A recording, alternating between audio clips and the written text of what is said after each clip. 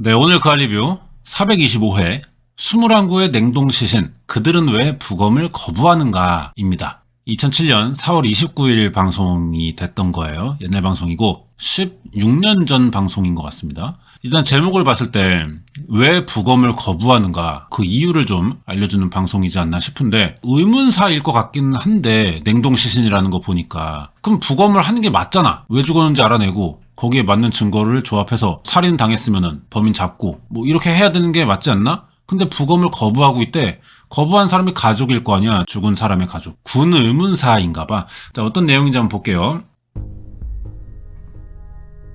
군 병원의 영안실. 5년째 냉동 보관된 시신 곁을 지키는 가족이 있어요. 이 사람이 2002년 9월 18일 사망한 함광열 이병입니다. 입대 2달 만에 목숨을 잃었대요.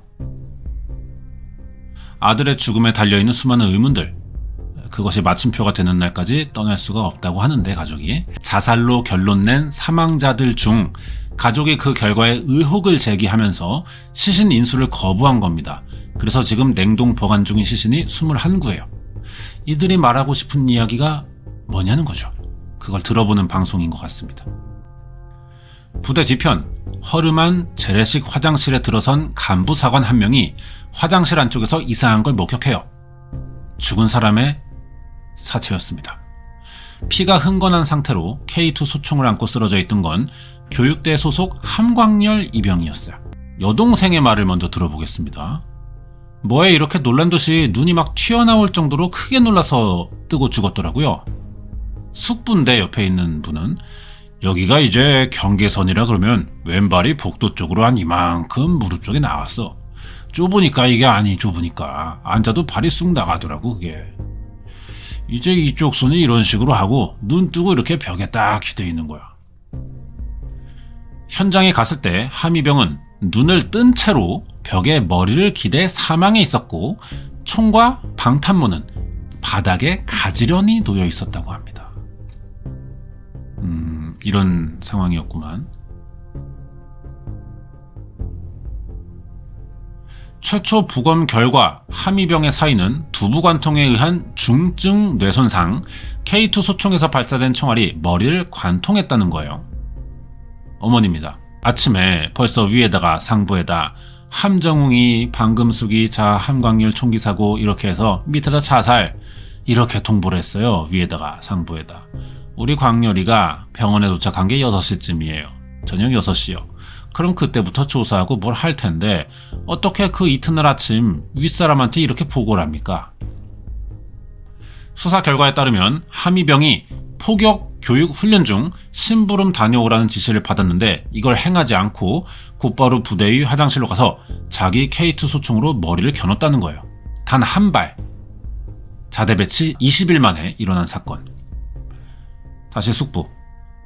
아무것도 없어. 깨끗해. 뼈 조각이 무슨 뼈 조각이에요. 탄피는요? 탄피고 뭐가 없어요. 탄피 아무것도 없었는데 나중에 누구 수사관인가 누가 주머니에선가 뭐 꺼내든가 해가지고 이걸 여기서 하나를 주운 거래. 군은 발견된 소총이 함이병 거고 현장에서 찾은 탄피도 함이병 총에서 발사됐으며 타살의 증거는 찾을 수 없기 때문에 자살로 추정이 된다는 입장이에요. 그게 결론이 됐습니다.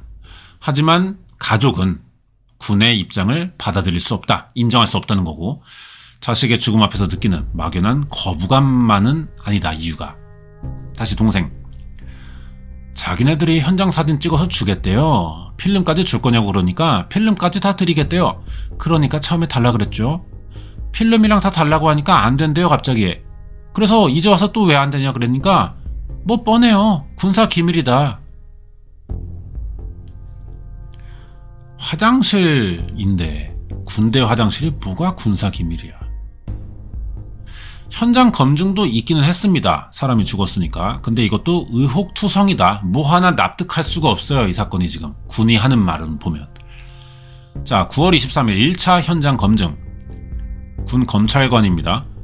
목격자한테 진술을 한번 들어보시죠. 그러니까 최초 목격자인데 제가 확실히 본 게 이등병 누워있는 이 자세에서 총구가 위로 돼 있었고 개머리판이 밑으로 돼 있었습니다. 최초 목격자의 진술이 이런 상황이었어요. 근데 현장 공개 당시에는 이 상황입니다. 지금 이거 녹음기잖아요. 인터뷰 영상 같은 건 없는 거네요. 그럼 이 신분이 최초 목격자라는 중이가 정말 맞긴 한 거야? 그냥 대역 써가지고 대본대로 연기했을 수도 있는 거잖아. 여기에 동생은 그 중이가 제가 봤을 때는 총이 여기 있었습니다. 지금처럼 여기 있지 않았습니다. 군 검찰관이 확실한가? 확실히 다시 생각해야 돼. 그러니까 그래도 제가 중인데 그 정도는 볼 수 있습니다. 총구가 하늘로 향하고 여기 가슴에 얹어 있었습니다. 이렇게 있지 않았습니다. 현장 상황이랑 왜 이렇게 다른 말을 하지? 자, 그리고 다른 목격자도 있대요. 부대 측 민원 회신 내용 중에 약 20초 뒤 달려간 경비단 중위, 박씨란 사람, 그리고 중위 윤씨란 사람, 총기의 위치가 현장 검증 당시와 같이 철모가 가지런하게 넘어져 있었다고 상반되는 진술을 합니다. 목격자라는 사람들이 다르게 말하고 있어. 그러니까 이게 뭐 엇비슷하게 말해서 생기는 오차도 아닌 거야. 완전 다른 장면을 말하는 것 같은 거야. 20초 사이에 어떻게 총의 위치가 함의병의 가슴에서 바닥으로 바뀔 수가 있냐는 겁니다. 첫 번째와 두 번째 목격자의 엇갈린 진술이 생겼어. 둘 중 하나가 진짜고 거짓말일 텐데 그걸 어떻게 가려내냐는 거죠. 이상한 게 또 이게 전부가 아니야. 총기 발사 자체를 유추해 볼 수 있는 사입과 사출구. 당시 함의병 머리 왼쪽 부분에 귀에서 3cm 위쪽에 작은 구멍, 오른쪽에는 그것보다 큰 구멍이 있습니다. 그러니까 총알이 지나갔다고 봐야 될 것 같은데 여기를 총알이 들어가고 나오고 뭐 어느 방향이든 근데 구멍의 크기가 또 다르다네요. 이럴 수도 있는 건가? 그러면 총알은 어느 쪽에서 발사돼 나온 거냐? 여기에 최초 근위관입니다. 검안할 때 사출구 봤습니다. 그런데 좌측에서 우측이 맞아요? 제가 생각하기엔 제가 배운 거는 사입구보다 사출구가 크다고 알고 있기 때문에 왼쪽이 사입구, 오른쪽이 사출구라고 생각했던 겁니다. 그런데 그러면 사실 어렵거든요. 좌측에서 우측으로 나가면 이게 총의 위치가 이렇게 될 수가 없어요. 그러니까 이 K2가 잡혀있지 않았거든요. 발견 당시에. 그러니까 어쨌든 총을 편 상태에서 쏘게 만들어야 되잖아요. 그러기엔 화장실이 너무 좁아서 오른손잡이인 애가 왼쪽으로 쏘게 된다면 이렇게밖에 되질 않는 거예요. 방아쇠를. 죽을 애가 왜 이렇게 죽냐는 거죠. 그리고 얼마 뒤 또 부대 측 민원 회신 중에 이런 내용이 있어요. 현장 및 사체 부위 사진 판독 결과 현장에서 나타난 비산된 혈흔 방향, 총상의 형태 등에 의해 사입구는 우측, 사출구는 좌측으로 판단됐다. 총을 오른쪽 귀에 밀착해서 쐈고 이 경우 발사 가능한 자세가 된다는 설명까지 덧붙여 왔어요. 계속 번복되는 수사 결과들, 신뢰가 무너지고 의혹이 깊어집니다. 그러니까 이게 뭐 총을 다뤄보지 않아도 이게 이제 남자분들은 군대 가면 만져보니까 뭐 더 잘 아실 수 있지만 한 이 정도 크기 됩니다. K2 소총이라는 게.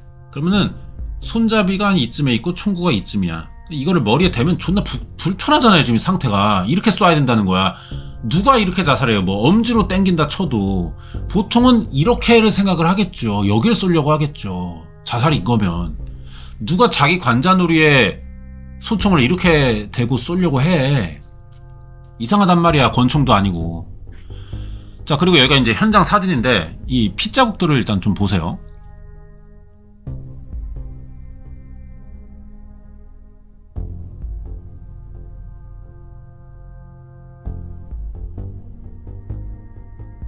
참혹했던 현장. 바닥은 물론 벽면부터 문까지 피투성이었다. 자, 그런데 여기도 이상한 점이 있어요. 이 핏자국도. 복도 바닥이 너무 깨끗해. 바닥에 피 한 방울 안 떨어져 있어요. 그래서 내가 어떻게 이렇게 바닥에 문짝이 열려 있어서 피가 묻었는데 어떻게 바닥엔 하나도 없냐는 거죠. 자, 또 부대 측 민원 회신 중에 당시 문이 닫혀 있었기 때문에 복도에는 혈흔이 나타날 수가 없었다고 합니다. 근데 함의병의 발은 화장실 밖으로 나와 있었어. 문이 닫힐 수가 없었어. 화장실이 약 1평 정도 크기예요. 문까지 닫혔다면 K2 소총으로 머리를 쏘기엔 또 너무 협소해지는 거지. 아예 공간이 안 나온다는 거야. 만약 자살이었다면 왜 이렇게 불편하고 힘든 방법을 택했던 것이냐. 사격 훈련 중 심부름을 갔던 함의병에게 무슨 일이 있던 거냐. 당시 함의병이 사망한 것으로 보이는 현장, 부대 앞 상황을 그대로 재현해봤습니다.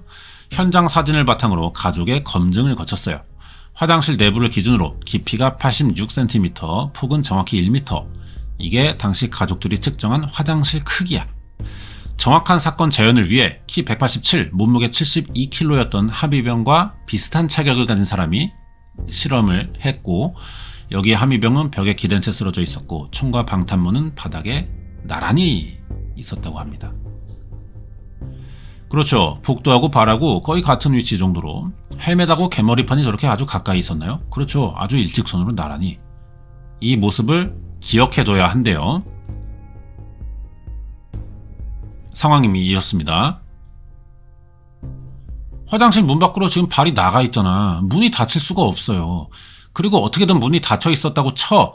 그래도 이게 총의 길이상 이런 폭을 가지고서는 관자놀이에 대고 쏘기가 가능은 하겠지만 너무 불편한 방법이라는 거지. 그리고 문에는 피가 묻었대. 근데 왜 여기는 안 떨어져 있냐고. 문이 열린 상태였을 텐데. 그리고 자기 머리에 자기가 총 쏘고 죽었는데 그 총이 이거라면은 어떻게 여기에 놓여 있을 수 있냔 말이야. 끌어안고 있던가 뭐 여기쯤에 떨어져 있어야 정상 아니겠어요? 너무 비상식적이죠, 상황이. 이거는 누가 일부러 이렇게 내려놓은 거잖아요, 지금. 만약 자살이라면 함의병은 어떤 자세로 방아쇠를 당겼을까? 당시 상황 재현 위에 먼저 사입구를 정확히 알아야 했습니다. 사입구, 그러니까 총알이 이 방향으로 들어가서 이 방향으로 나온 것이냐, 아니면은 이 방향으로 들어가서 이 방향으로 나온 것이냐. 이 위치가 중요합니다. 어느 쪽으로 쐈냐. 근데 그것도 지금 알 수가 없어요. 말이 바뀌었거든. 최초 검안 당시 왼쪽이었다가 한 달 뒤에 오른쪽으로 바뀌었어. 총알 들어간 부위가. 대체 총은 어느 쪽에서 발사된 걸까? 이게 오른쪽 사입구고요, 왼쪽 사출구예요. 그렇게 본 이유는 여기 오른쪽은 주변에 검댕이 묻어 있어요. 화약 흔으로 알 수 있다는 거죠. 총알이 발포돼서 나올 때 묻었을 것이다. 지금 검댕이 묻어 있고 왼쪽 파선은 검댕이 안 묻어 있어요. 이렇게 세 군데 화염에 의한 검댕이 묻는 거는 K2의 특징이죠. 오른쪽 귀 중앙 부분에 밀착해 발사된 총알이 함의병의 머리를 관통해 왼쪽 귀로 나왔습니다. 이때 각도가 약 20도 정도다. 개머리판이 문 쪽이 아니라 바닥 쪽이어야 자연스럽다. 근데 정작 피는 여기에 튀었단 말이에요. 이쪽에 튀면서 옆으로 쓰러졌을까? 그럴 가능성도 있긴 해. 따라서 총은 함의병의 몸을 기준으로 개머리판이 아래쪽으로 기울어진 상태로 발사됐을 겁니다. 비좁은 화장실에서 97cm의 K2 소총을 겨누기 위해선 최대한 대각선을 이용하는 수가 또 있겠지. 예, 요런 방식. 근데 이렇게 쐈다면은 피가 왜 벽에 묻냐는 거야. 문으로 묻는 건 이해가 되거든요. 왜 벽에 튀냐는 거죠. 총의 각도도 아래쪽으로 많이 기울여야 가능하다. 함의병이 쓰러진 위치를 기준으로 자세를 잡으면 총의 총구 부분은 함의병의 몸 쪽으로 떨어질 확률이 높습니다. 근데 왜 이렇게 가지런하냐고. 이건 누가 일부러 내려놔야죠. 총을 던진다고 해서 이렇게 문과 직각으로 이렇게 놓을 수가 있는 거야? 당시 현장의 총구는 분명히 복도 밖을 향해 떨어져 있었어요. 이번엔 떨어진 총의 위치를 고려해 자세를 바꿔봤습니다. 좀 더 벽과 떨어진 상태. 안 돼. 이거는 무슨 실험을 해도 나올 수가 없는 형태야. 이 자세라면 격발과 함께 총은 밖을 향해 떨어질 가능성이 있지만 쓰러진 함의병의 위치가 설명하기 힘들어집니다. 주목할 건 어떤 각도, 어떤 자세에서도 격발 후 바닥에 떨어졌을 것으로 추정되는 총과 방탄모의 위치가 발견 당시처럼 한쪽 구석에 나란히 놓이는 건 설명이 어렵고 부자연스럽다기보다 이건 불가능해. 불가능하다고. 방탄 헬멧은 뭐 자기의 머리에 쏜다고 하면은 자기가 직접 벗어갖고 이렇게 놓을 수는 있다고 쳐요. 이 방탄 헬멧은. 근데 어떻게 총이 그 앞으로 이렇게 가지런하게 떨어지냐는 거야. 사실 떨어져 있어도 썼다가 떨어졌으면 정말 대개 이 상태가 비슷한 얘기지. 이렇게 돼 있었다. 이게 그것도 떨어졌어도 그래. 삐뚤어져 있으면 또 몰라. 이렇게 계급장을 보란듯이 똑바로 되어 있었다는 얘기는 누가 이거는 현장을 만졌다. 불편한 자살 자세, 부자연스러운 총과 방탄모의 위치. 좁은 화장실에서 일어난 상황은 여전히 명쾌하지가 않아요. 그리고 여기서 또 하나의 의문을 갖게 됩니다. 총알이 없어. 분명히 총알은 함의병의 머리를 관통했어요. 좁고 밀폐된 공간이라면 뚫고 나온 총알과 그 흔적이 있어야 됩니다. 하지만 수사관들조차 찾지를 못해요. 근데 군은 다음과 같은 조사 결과를 보내옵니다. 방탄모 좌측 측두부 부위에 불상 물체와 충격한 6.7mm 내외의 손상은이 식별됐고 두개골이나 방탄모를 충격하면서 탄환이 깨어질 가능성이 있는 것으로 보인다. 두개골을 관통하며 약해진 탄환이 방탄모에 부딪혀 부서졌기 때문에 벽에는 탄흔이 나타날 수 없다는 얘기입니다. 가족들은 이 얘기도 납득할 수 없어요. 그러면 방탄모 안쪽에 그 총알 흔적이 있어야겠지. 그리고 누가 자기 머리 쓰면서 죽는데 방탄모를 쓰고서 너무 애새끼만도 못한 핑계를 대고 있는 거 아닙니까 이거 지금. 나하고 수사관 둘하고 셋이지. 그래서 이제 딱 하니까 이렇게 깨끗해. 정말 이거랑 같네. 이거랑 똑같네. 피자국은 피는 피가 무슨 피예요. 그냥 깨끗하대도. 현장을 함께 확인했을 때는 찾지 못했던 게 나중에 따로 발견된 거는 다름뿐이 아니었습니다.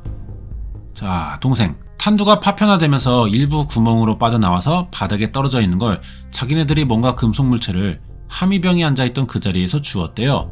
저희하고 절대 거기에서는 발견된 적이 없는 건데 뭔가 주웠대요, 금속 물체를. 방탄모 손상은 부분에서 납 성분이 나왔대. 총알은 어딨냐? 그래서 찾았다는 거는 이거는 실험하면서 다 써버려가지고 남아있지가 않대. 한마디로 지금 총알은 없다는 거예요. 말이 되냐? 제작진은 탄두와 탄흔에 대해 미국 총기 감식 전문가들의 의견을 들어봤습니다. 데이비드 킴이라네요. 이게 지금 코리안 이 군인이나 우리 아미에서 쓰는 똑같은 불릿인데 이거를 이 워터 탱크에 써가지고 불릿이 어떻게 되나 시험하기 위해서 한번 저희가 쏴보죠. 사람의 신체 밀도와 비슷한 액체 탱크에 K2 소총을 발사해봤어요. 군의 주장대로 탄두가 부서지긴 해. 이거 육안으로 구분이 가능한 건가요? 예, 봐봐요. 탄두가 뭐 이게 뭐 소금으로 만들었어? 못 찾고 뭐 사라지고 뭐 크게 막 모양이 변하고 그건 아니야. 변수는 있겠지만 K2 총알 특성상 탄두는 부서질 수 있고 파편은 감식이 가능합니다. 납구리 파편들을 발견했다고 했어요. 성분 분석을 위해 시료로 다 쓸 수는 없지 않습니까? 검사는 극히 소량만 가지고 하기 때문에요. 파편들을 시료로 다 써버릴 수는 없어요. 자, 그리고 핏자국도 너무 이상해요. 핏자국도. 봐봐요. 이분은 이제 여러분 잘 아시는 분이죠. 예, 서울의대 법의학 교실 부검이 이윤성 교수님. 양이 굉장히 많잖아요. 양이 굉장히 많은데 이게 넓은 면으로 닿은 거 봐서 피가 좀 많이 묻은 어떤 물체. 장갑을 낀 손일 수도 있고 아니면 피를 흘리고 있는 머리일 수도 있고. 그러니까 이거는 이제 누가 고의적으로 발랐다라는 그 묻혔다는 표현이 아니고요. 머리가 여기 닿은 채로 이렇게 움직였을 수가 있는 거야. 피가 이렇게 묻고 그 다음에 흘러내린 거다. 라기에는 사실 좀 어색하죠. 그래도 이 액체의 흔적은요. 하미병 기준으로 왼쪽 벽면 혈흔이야. 예, 이 상태입니다. 뭐 어떻게 이동했다는 거야? 지금 그러니까 하미병은 지금 머리가 이쯤에 있어요. 그러면은 일로 와서 쓰러졌다는 거야? 최초 격발은 여기였는데 이렇게 총탕 하고 나서 이렇게 뒤로 쓰러졌다는 얘기인 거야? 머리를 이렇게 비비면서 갔다는 거야? 그럼 여기에도 이 벽돌에 가루가 묻거나 그 성분이 남아야 되거든요? 있겠어? 이 말도 안 된다니까. 이 현장을 조작한 게 분명한 것 같아. 그리고 머리에서 피가 흐르는 걸 이렇게 대고 이렇게 이동을 했다 쳐. 이렇게 이동을. 그래도 이렇게 피가 균일하게 이렇게 흐르지는 않을 것 같아요. 이거는 마치 보면은요, 붓칠한 느낌이야. 붓으로 이렇게 찍은 느낌이야. 봐봐. 붓으로 찍은 느낌이라니까? 여러분 생각은 어때요? 그러니까 여기서 방울들이 이렇게 흐른 거야. 이 찍은 부위를 기준으로. 그거 아닌 이상 이게 나올 수가 있어? 이렇게 찍으면서 누가 그린 것 같다는 거지. 내 생각이야. 마치 그려진 듯 지나간 핏자국. 군은 이 혈흔을 어떻게 설명하고 있을까? 병신같이 설명하겠지 또. 쪼그려 앉은 자세에서 관통되자 의식을 잃고 자연스럽게 머리가 왼쪽 벽면으로 이동하면서 혈흔이 형성될 가능성이 있습니다. 그러니까 군의 말은 이렇게 이동했다는 건데, 그럼 사람이 쓰러질 때 뭐 이게 높이가 올라가면서 쓰러집니까? 어떻게 이런 게 나올 수 있냐고요. 이게 무슨 에코프로 주식 마냥 어떻게 이런 나올 수 있냐고. 위치가 이렇게 떨어지는 게 맞겠지. 최소한 말이 안 되지 않습니까? 핏자국의 높이 60에서 80cm 사이, 앉은 키는 또 96이야. 머리보다 한참 낮은 위치야 또. 함의병의 의식을 잃으며 궤적을 그린다면 불가능하진 않겠지만 그렇다고 자연스럽지도 않은 높이예요. 그리고 이럴 경우 한 가지 설명되지 않는 게 또 있습니다. 데이비 킴, 문은 내가 보고 있는 건데 보고 있는 부분인데 그거는 이쪽에서 쐈으니 이쪽 월로 가야죠. 문에 있는 핏자국 설명할 수 없죠. 그렇게 되면. 왼쪽 벽에 머리를 대고 이동했다면 함의병은 당시 문을 마주보고 총을 쐈을 겁니다. 근데 문 안쪽에 물방울 모양으로 튀어있는 다량의 핏자국들, 이건 또 뭐냐는 거야. 여기다 대고 총을 쐈어. 그럼 피는 이쪽으로 튀어야죠. 왜 여기도 묻어있냐고. 자, 여기에 대해 부대는 뭐라 하냐. 총탄의 관통 속도 및 사출 압력에 의해 사출구 방향, 벽면 등에 혈액이 1차 부딪힌 후 튀면서 2차로 형성된 혈흔으로 판단된다. 이 새끼들 뭐 하는 거야? 그러니까 이게 벽이면은 피가 여기를 맞고 튕겨서 문에 맞은 거래. 뭐야 이 새끼들? 아니 존나 참신하게 미친놈들이다. 어떻게 이런 발상을 해내. 뿌려서 묻은 혈흔이죠. 뿌려서 묻은 거예요. 다른 벽이나 튀어서 다시. 그렇게는 안 돼요. 이 액체가 여기에 맞은 게 쿠션 맞아서 저쪽으로 가는 건 없어요. 그 옆에서 이렇게 터지고 그 밑으로는 떨어질 수 있어요. 특히나 그는 문이 닫혀 있었고 좁은 공간에서 혈흔이 칠 수 있다고 여러 차례 강조했습니다. 근데 이 사진을 한번 보세요. 자, 요겁니다. 문틀인 것 같은데요. 문이 열리고 닫힐 때 겹쳐지는 경첩, 핏자국이 선명해. 여기에 데이비 킴은 어떤 상황을 부대에서는 문이 닫혔다고 하는지 모르겠지만 문이 닫혀 있는 상황이 전혀 아니에요. 이렇게 점같이 된 블러드 자국을 보면 문이 닫힌 상태에서는 전혀 그렇게 점 형태로 있을 수 없는 사건이거든요.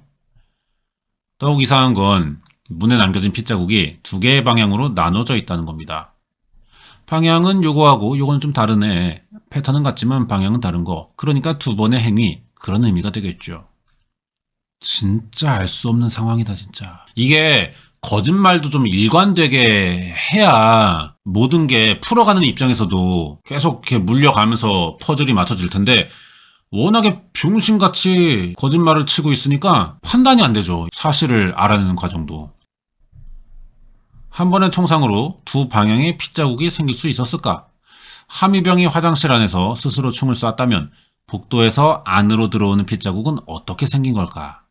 풀리지 않는 혈흔에 관한 의혹, 부자연스러운 방탄모와 총의 위치.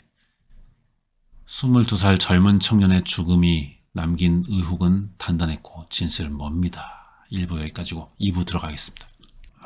군 의문사 사건들을 몇 번 범죄 사건 시간에 봤는데 유독 병신 같아요. 군 의문사 사건은 진짜 유독 병신 같아. 유독. 근데 워낙에 이게 폐쇄적인 조직이다 보니까 이 병신이 밖으로 잘 안 나오는 거야. 425회 21구의 냉동시신, 그들은 왜 부검을 거부하는가. 이러니까 부검을 거부하는구나. 조사 내용을 받아들일 수가 없어서. 자, 2부 이어서 보겠습니다. 자, 챕터 2. 이번엔 다른 사건입니다. 대로 한복판의 총성, 그리고 허원근 일병의 죽음이래요. 2004년 2월 26일 저녁 7시 사건인데 대구 동구의 한 대로변에서 갑자기 한 발의 총성이 울렸습니다. 조사관의 말 들어보면은 파일을 주시겠다고 그러셨잖아요. 그러자 상사네요. 내가 언제 준다 그랬어. 내가 언제 너한테 준다 그랬어 이 새끼야. 기록 빨리 가지고 와. 기록 가져오라고. 흥분했네. 육군 상사가 조사관들에게 수갑 채우고 총을 발사한 사건이 있었습니다. 대체 어떤 기록을 둘러싸고 벌어진 일이길래 이렇게까지 하냐. 자, 의문사의 상임위원인데 이분이 더티 블랙 파일, 더럽고 추잡한 자료다 이런 뜻이겠죠. 중요한 건 그게 중요한 자료고 뭔가 허원근 사건의 진실의 문을 열 수 있는 열쇠 같은 자료다 이런 것만은 이야기할 수 있죠. DBS라고 부르네요. 더티 블랙 시크릿. 더럽고 어둡고 비밀스러운 파일이다. 그것은 군 의문사의 상징이 돼버린 허원근 일병 사망 사건에 관한 것이었습니다. 일병 계급장 달고 첫 휴가를 하루 앞둔 1984년 4월 2일 허원근 일병은 부대 근처 폐유류 창고 울타리 옆에서 시신으로 발견이 됐어요. 아빠입니다 이분이. 모포를 벗기고 보니까 총 3방을 맞았어요. 도저히 사람의 힘으로 이렇게 자기 몸에다가 3발을 쏠 수 있냐. 야, 씨발. 그러니까 군대는 이 사람이 자기 몸에 총 3발 쏘고 자살했다라고 결론 내렸다는 얘기야? 와, 이렇게 거짓말을 할 수가 있는 거야? 이렇게 말도 안 되는 비상식적인 거짓말을? 아니, 최소한 사람이 좀 그럴 수도 있겠지 쉽게는 해야 될 거 아니야. 와, 진짜 너무하다. 자신의 M16 소총을 우측 가슴에 겨눴대요. 치명상을 입히지 못하자 다시 심장이 뛰는 좌측 가슴에 총구를 조준했대. 근데 또 실패. 그래서 이번에는 눈썹에 대고 총을 쐈대요. 이게 군에서 발표한 허원근 일병의 자살 보고서랍니다. 비응신 새끼들을 봤나 이거 진짜. 아무리 자살을 결심했다지만 스스로 자기 몸에 3발을 쏠 수 있냐. 석연치 않은 게 아니라 이거 말이 안 되죠. 의혹이 커지기 시작한 건 한 장의 약도 때문이었어요. 이게 80년도 사건이다 보니까 이런 식으로 그림으로 많이 남기거든요. 그 당시에는. 헌병대가 이제 약도를 사건 현장에서 그렸네요. 당시 헌병대가 현장에서 그린 약도엔 사체 옆에 탄피가 2개뿐이었습니다. 하나 어딨어? 3발 쐈다며. 총성도 2번이야. 들은 사람들 말 들어보면. 탄피도 2개. 근데 몸에는 총자국이 3개야. 그리고 한 발이 어디 간 거냐 이런 말이 나올 수밖에 없는데 허일병 가슴에 난 총상의 색깔 차이가 또 법의학적 논란으로 떠올랐습니다.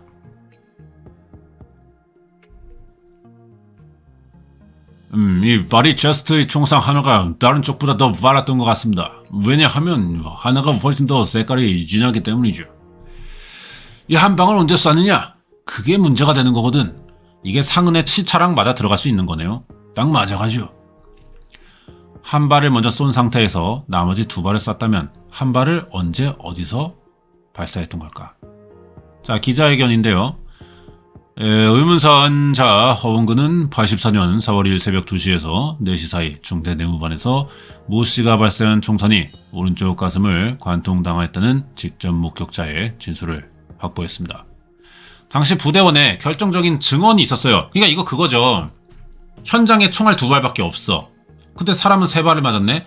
어디서 한 발을 맞고 죽은 겁니다. 근데 이거를 이제 책임을 회피하기 위해 현장을 조작하려고 그 시신이 발견됐다는 장소로 옮긴 다음에 2발을 쏜 거예요. 거기서 누가. 그렇게 봐야 됩니다. 자, 목격자의 진술인데요. 사건이 있던 날 밤 내무반에서 술을 마셨대요. 술자리 끝에 중대장과 싸움이 붙은 선임하사 한 명이 내무반원을 괴롭혔대. 중대장 전령으로 휴가를 준비하던 허일병에게 구타가 집중됐고 어느 순간 선임하사의 손에 총이 들려져 있었다. 처음엔 개머리판으로 내리쳤고 허일병이 막았다. 그러자 흥분한 그 선임하사 새끼가 허일병 가슴에 총을 겨눴고 쐈다는 거죠. 손목 상은은 개머리판 막았던 것 같고요. 가슴에 총상도 있고요. 중대 본부에서 이뤄진 한 번의 발사, 자살로 은폐하기 위해 허일병을 옮겨서 2번의 발사가 더 있던 건 아닐까. 관련자들 증언, 법의학적 판단을 근거로 의문사위원회는 허일병 사건을 타살로 결론 내렸고 진실이 밝혀지는 것 같았어요. 이 선임하사가 범인인 거다. 이런 결론이 나는 것 같았어. 근데 갑자기 2달 만에 국방부의 특별조사단의 기자회견이 열립니다. 조사 결과 첫째, 허원근 일병은 자살했습니다. 둘째, 의문사위원회에서 허일병 사건을 타살로 발표한 건 사실이 아닌 것으로 판명됐습니다. 의문사위원회의 결론을 반박한 거야. 지들이. 의문사위원회는 현장 검증을 조작했습니다. 대대본부 및 인접 소초원들이 의문사위원회에서 진술한 내용은 거짓이거나 착각이었습니다. 한 일병의 죽음을 놓고 두 국가기관이 정면으로 다른 입장이야. 결국 군은 허일병의 죽음을 재차 자살로 결론 지었고 국방부 특별조사단 업무 보고서엔 극히 이례적인 문구까지 적었어. 국방부 차원에서 재조사는 절대 할 수 없다고 하는 강력한 요구와 지속적인 관심이 필요하다. 군 의문사위원회에서도 그럼 다시 한번 조사할 수가 있잖아요. 군부대가 발표한 내용 사실이냐 반박하기 위해서. 근데 국방부 차원에서 재조사 다시는 할 수 없다. 그런 강력한 요구가 필요하고 또 언젠가 재조사 해야 되는 거 아니냐 말이 나오지 않도록 계속해서 신경 써라 뭐 이런 거죠. 하지만 이듬해 2기 의문사위원회에서 허일병 사건에 대한 재조사가 있었어요. 이 과정에서 국방부 특조단 조사관 한 명이 사건 조사 자료 중 일부를 빼돌려서 개인적으로 보관 중이라는 걸 알게 됩니다. 파일 확보에 나섰죠. 그렇게 그의 강렬한 저항에 부딪혔던 거야. 아, 그게 조금 전에 이제 길에서 뭐 수갑 찰 때 그 상사가 막 흥분했던 그 사람인가 보다. 그러네. 기록부터 가지고 오라고? 에이, 순리적으로 얘기합시다.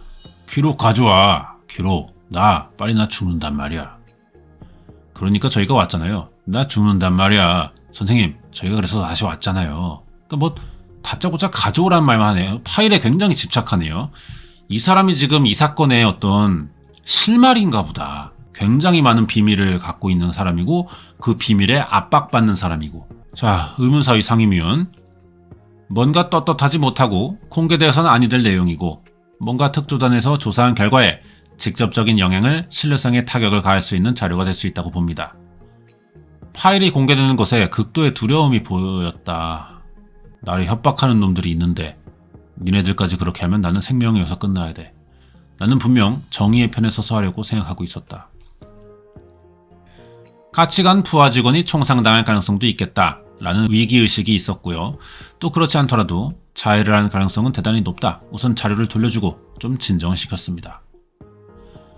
그래서 결국 이 더티 블랙 시크릿 이게 세상에 나오지 못했네. 공개가 안 됐네요.